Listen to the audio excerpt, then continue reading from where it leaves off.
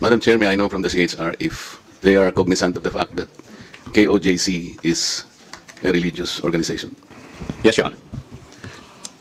And considering, Madam Chair, that it is a religious sect, and I believe the CHR knows that several thousands of PNP members trooped to their compound and stayed there for several days, and I think up to today they're still there.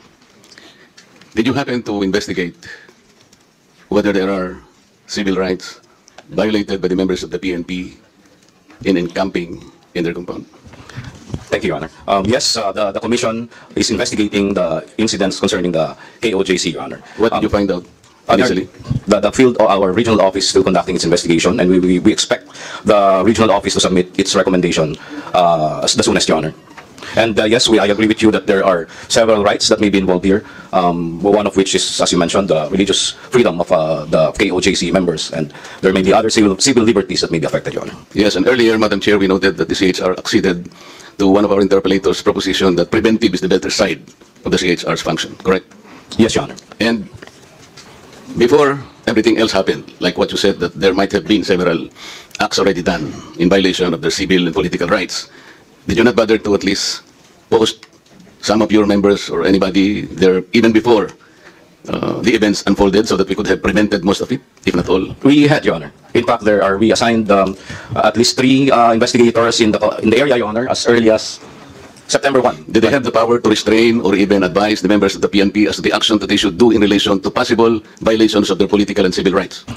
They have no power to prevent, Your Honor, but they can advise the state actors. Did they advise the state actors? Yes, Your Honor. In fact, what did the state actors do after being advised? And as we all know, Your Honor, they proceeded.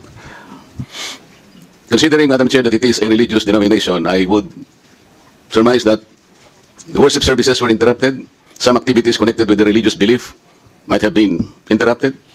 And these are serious violations of their political and civil rights. Maybe like marriage are being celebrated in that compound, baptism probably, anything you might think, activities that is related to their faith. And today, that is still existing. I think they're still prevented from doing that. What does the CHR intend to do or have done in the first place? Our regional office, Your Honor, is currently investigating the situation, monitoring the situation, and in fact, we already... Investigating and monitoring, Mr. Chair, different points, Your Honor. Is not good enough.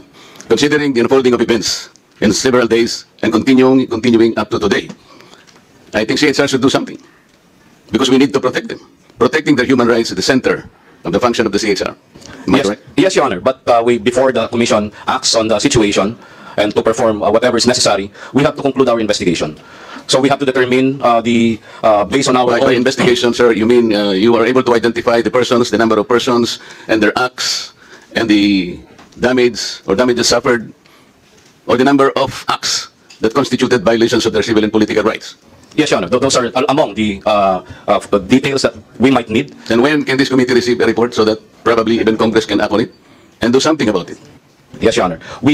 As soon as the investigation is concluded, Your Honor, and the Commission and Bank... You have a time frame, sir? I'm sorry for being insistent, but this is violation of civil and political rights. You need to protect people. We understand, Your Honor. That's why we directed our regional office to expedite the investigation. In fact, the region already submitted a few recommendations on a few rights involved. And as we know, the incident is continuing as of the moment, and we cannot finish. The investigation is continuing, Your Honor. As the regional office concludes one issue, they are required to submit it to the Commission. Yes, while you are doing the investigation, at least you should have done something to prevent further violations of human rights. Because hindi na po matitigil, baka hindi na rin matigil ang pag-imbestigahin nyo. Because while you are investigating, nagagawa pa rin po yung continuing violations of human rights.